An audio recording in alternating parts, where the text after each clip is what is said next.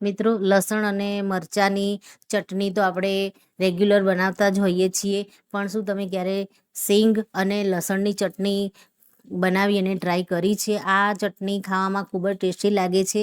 એને સૂકી રીતે પણ તમે વડાપાવમાં કે એમાં ઉપયોગ કરી શકો છો, અને એને ફ્રાય કરીને પણ આપણે પુલાવમાં કે પરાઠામાં લઈશું તો ખૂબ જ ટેસ્ટી લાગશે. તો મિત્રો, આ રેસીપીને જોવા માટે છેક સુધી વિડીયોમાં જોડાયેલા રહેજો. નમસ્તે મિત્રો, સ્વાગત છે તમારું મારા આજના નવા વિડીયોમાં. મિત્રો, આજે આપણે બનાવીશું લસણ અને સિંગની ચટણી. તેના માટે લસણ આપણે લીધું છે અને સિંગ લીધી છે. તો ચાલો બનાવવાની શરૂઆત કરીએ. મિત્રો, આપણે એક પેનમાં સિંગ લઈ લઈશું. એમાં આપણે સૂકા મરચાં 2 એડ કરી દઈશું, તીખા મરચાં. એની સાથે આપણે જીરું એડ કરીશું, 1 ચમચી જેટલું.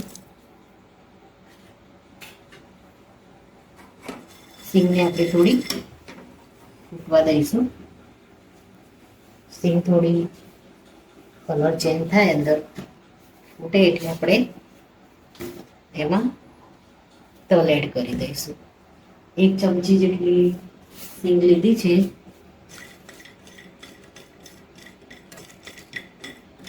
એક મોટી ચમચી, એની સામે અડધી ચમચી આપણે જીરું લીધું છે.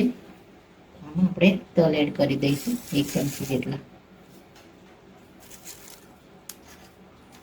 ગેસને આપણે બંધ કરી દઈશું. એમાં આપણે લસણ એડ કરી દઈશું.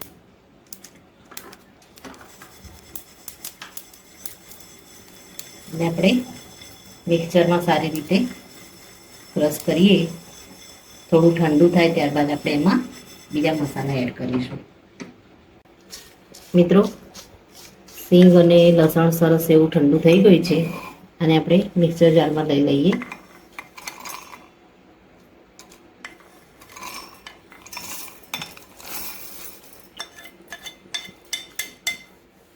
આપણે મીઠું એડ કરી દઈશું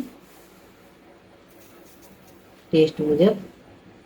ત્યારબાદ કાશ્મીરી લાલ મરચું આપણે એડ કરીશું. હવે આને આપણે પીસી લઈએ. મિત્રો, ચટણી સરસ એવી મિક્સરમાં આપણે પીસી લીધી છે. આ ચટણી તમે પરોઠા બનાવવામાં પણ ઉપયોગ કરી શકો છો. સૂકી ચટણી વડાપાવ સાથે પણ તમે આને લઈ શકો છો. આપણે આને વઘારીશું. મિત્રો, આપણે ચટણીને વઘારી લઈએ. ચટણીને તમે સૂકી ખાલી સિંગ તેલ નાખી અને તમે ભાત સાથે પણ લઈ શકો છો. ખાવામાં ખૂબ જ ટેસ્ટી લાગે છે. તો આપણે હવે તેલમાં જીરું એડ કરી દઈશું. જીરું થોડું તેલમાં ચટકે એટલે આપણે એમાં સૂકા લીમડાને ક્રશ કરી અને આપણે એમાં એડ કરી દઈએ.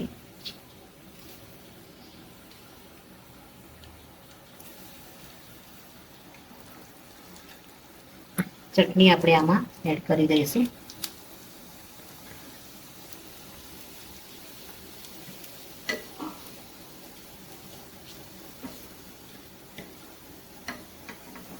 થોડું આપણે પાણી એડ કરીશું.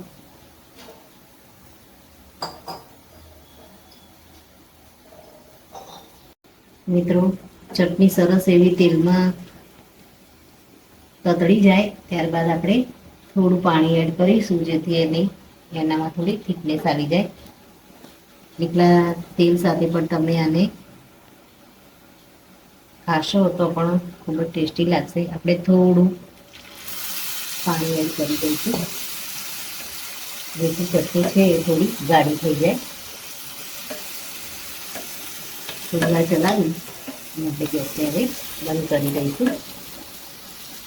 તો મિત્રો, સિંગ અને લસણની ચટણીની સુગંધ સરસ એવી આવી રહી છે. લસણ સરસ એવું તેલમાં ફ્રાય થઈ ગયું છે. આપણે આને સર્વ કરી લઈએ. ગેસને આપણે બંધ કરી દઈશું. મિત્રો રેડી છે લસણ અને સિંગની મજેદાર ચટણી. આને તમે સૂકી ચટણીમાં રીતે પણ તમે ઉપયોગ કરી શકો છો, પરાઠા કે વડાપાવમાં, અને ફ્રાય કરીને એને ખીચડી અથવા થેપલા સાથે પણ લઈ શકો છો. ખાવામાં ખૂબ જ ટેસ્ટી લાગે છે. તો મિત્રો આ સાથે મારો વિડીયો પૂરો થાય છે. જો મારો આ વિડીયો તમને ગમ્યો હોય તો લાઇક, શેર અને સબસ્ક્રાઈબ કરવાનું ભૂલશો નહીં.